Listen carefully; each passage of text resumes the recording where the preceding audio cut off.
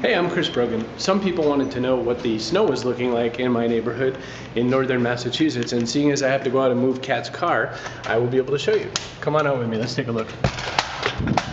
First off, my door doesn't open very well. So,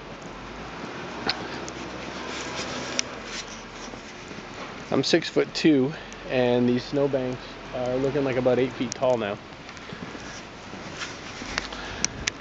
Come out here.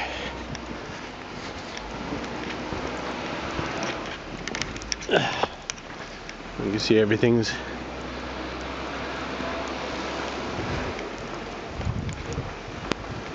morning. Unbelievable. We can't get enough, huh?